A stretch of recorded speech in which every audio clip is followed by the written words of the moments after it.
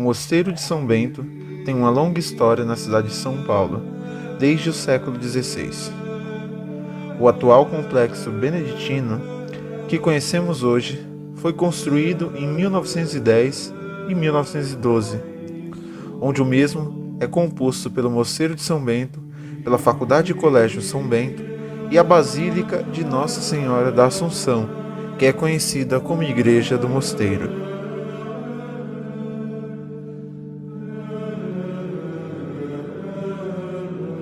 Segundo muitos historiadores, o mosteiro, juntamente com o pátio do colégio e o Largo São Francisco, formam o triângulo histórico da capital paulista.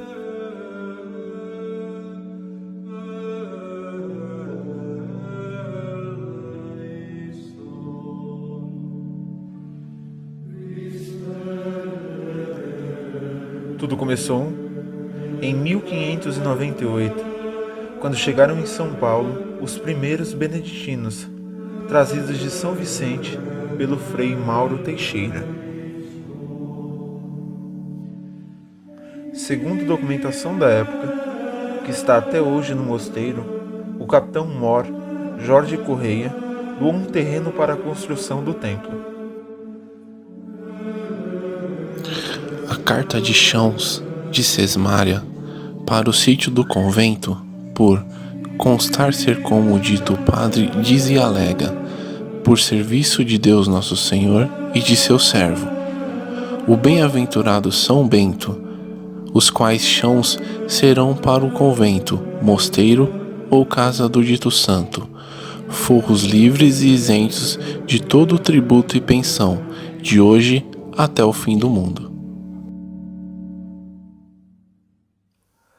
Mas não se trata de um terreno qualquer. O local era um dos melhores da região, ficando em um ponto elevado, entre as águas do Anhangabaú e do Tamanduateí.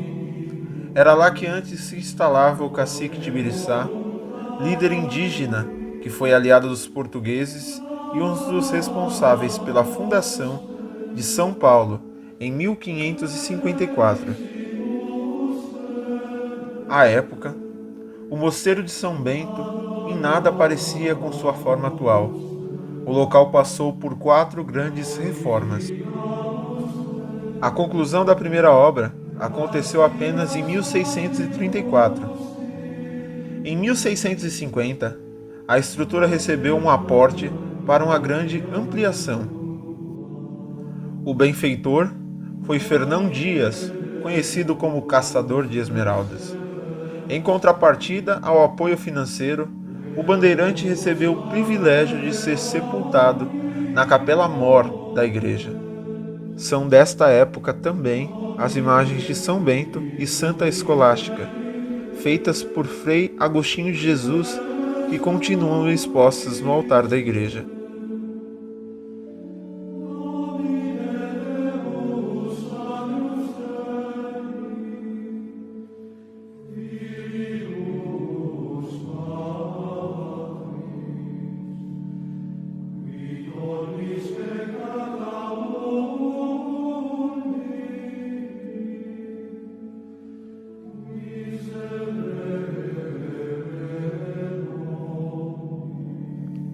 Em 1762 e nos anos seguintes, a igreja foi novamente ampliada, mas essa construção chegou ao fim do século XIX muito fragilizada, uma estrutura muito estragada, a taipa muito corrompida.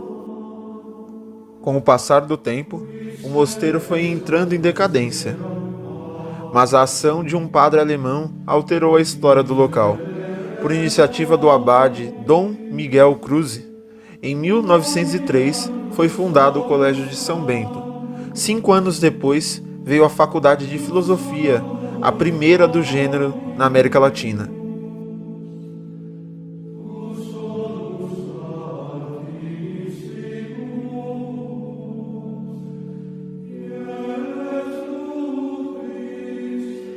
Então, em 1910, o abade decidiu demolir a igreja e o mosteiro da época colonial e erguer um maior.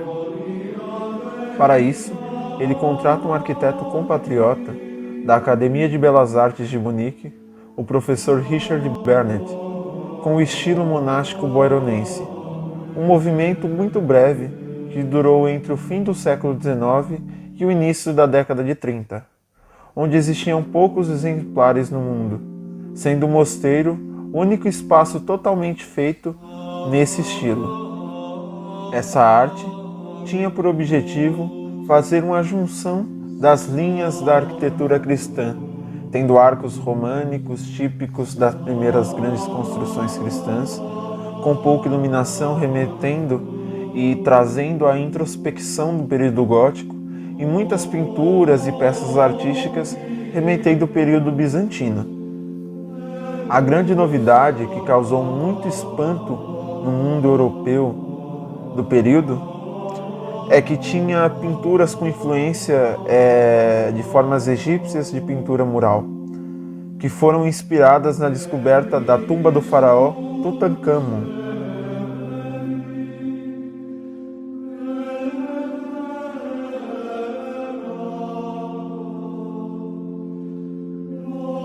A igreja foi construída a partir de 1910 e concluída em 1912. Após esse período, veio a parte das pinturas e decoração. Para isso foi chamado, na Bélgica, Dom Adalberto Christnich, já que o mosteiro belga fazia parte da congregação de Boiron. Ele tinha uma vida cultural muito grande e fez parte desta vida da escola de Boiron.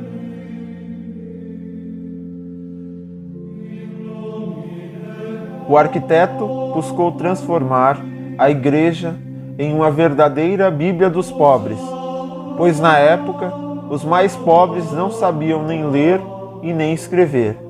Então, através das imagens sacras, entenderiam a mensagem bíblica. Começando por seu vitral de entrada, com imagens representando os 4 evangelistas. O homem representando São Mateus, a águia representando São João, o leão alado representando São Marcos e o touro alado representando São Lucas, que juntos trazem a boa nova de Jesus Cristo. A basílica é formada com 12 imagens principais nas colunas centrais, representando os 12 apóstolos, que são as colunas fundamentais da igreja.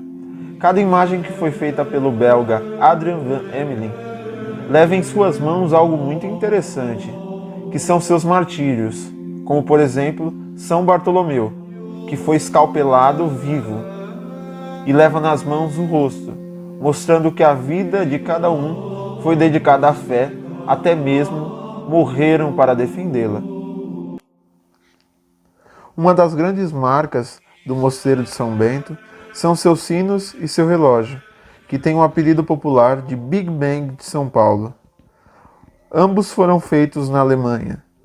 Algo muito interessante sobre os sinos, por exemplo, é que são os únicos sinos alemães feitos no início do século XX que sobreviveram, pois todos os sinos feitos nessa época na Alemanha foram derretidos para a fabricação de armas durante a Primeira Guerra. A história conta que os sinos que já tinham sido encomendados pelo mosteiro já estavam numa região como se fosse um tipo de alfândega. Então, quando o governo alemão se apropriou dos sinos para a fabricação das armas, esses sinos já constavam como se fossem sinos brasileiros.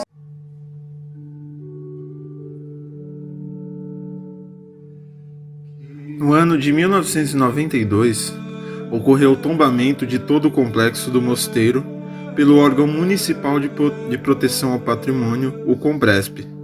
Até o momento, a atual basílica havia passado apenas por uma restauração, de menores proporções, que foi em 1978, para recuperar os danos causados pela construção da estação São Bento do metrô. O mosteiro ganhou grande ênfase quando foi escolhido para hospedar o então pontífice de Bento XVI, no ano de 2007, quando o Santo Padre veio ao Brasil para a canonização de Frei Galvão, o primeiro santo brasileiro.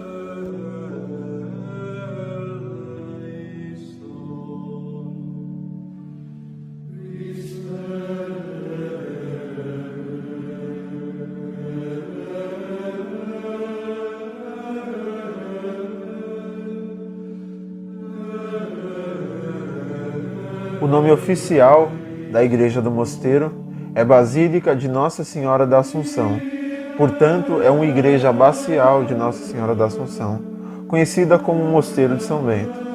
Tendo em mente o centenário do término da construção da Basílica, que foi em 1912, o abade Martins Tolentino Braga tinha em mente a restauração completa da Basílica, porque ela foi restaurada em pequenos aspectos durante os anos, com imagens e pontos específicos. Mas desejava-se muito a restauração completa do acervo, que em 100 anos ocorreu uma certa degradação, embora que seja uma beleza ímpar da forma que está. E optou-se então para iniciar a obra pela Capela do Santíssimo, pois é o nervo da Basílica, o coração da igreja. Uma capela inteira consagrada ao Santíssimo Sacramento, cuja ornamentação é talvez mais rica que o próprio conjunto da Basílica como um todo. No processo de restauração foi usada a fixação das camadas pitorescas, ou seja, com várias camadas nas pinturas. Foi feita a limpeza com a utilização e formulação de soluções aquosas com parâmetros controlados, para que as imagens voltassem a ser apreciadas. Ocorreu um estudo científico sobre os materiais que constituíam as obras e os processos de degradação. O trabalho durou 10 meses e contou com uma equipe de 24 membros, este tempo apenas só para o restauro da Capela do Santíssimo. A equipe buscou trazer a originalidade de tudo, tirando as intervenções que foram colocadas, como lustres, entre outros objetos. Durante os testes, foram descobertos que as pinturas foram feitas sobre folha de ouro. Na restauração, foi retirada todas as intervenções ao passar dos anos, achando locais até com 3 camadas de tinta com diferentes períodos. Os profissionais explicam que os locais que não foram encontradas referências das pinturas, elas não são restauradas. É feito somente uma zona neutra, como podemos ver no pássaro. Porque se fica, por exemplo, a massa branca ou buraco, o olhar do espectador é desviado para este ponto, pois não há uma continuidade na composição. Então, se não tem referência, coloca-se uma cor neutra para que não haja o desvio de olhar. Segundo o restaurador João Rossi, que trabalhou no restauro das outras dependências do mosteiro, com uma equipe de 10 técnicos, ele cita que identificaram problemas de desprendimento da argamassa e de partes das pinturas, além da sujeira acumulada pelo tempo. Segundo a equipe, eles procuraram fazer as intervenções de modo menos invasivo possível na época da restauração. Foram restauradas na parte central da igreja esculturas sacras. Destacamos a imagem do Sagrado Coração de Jesus de madeira, esculpida por Henrique van der Rey em Munique, na Alemanha, em 1926. Segundo os monges, essa imagem chegou à Basílica por ocasião do cessar-fogo da Revolução Paulista de 24, da qual o mosteiro e sua igreja saíram ilesos. A equipe de restauro fez um trabalho museológico de pesquisa, analisando fotos antigas da Basílica para procurar entender como eram as peças e o ambiente original.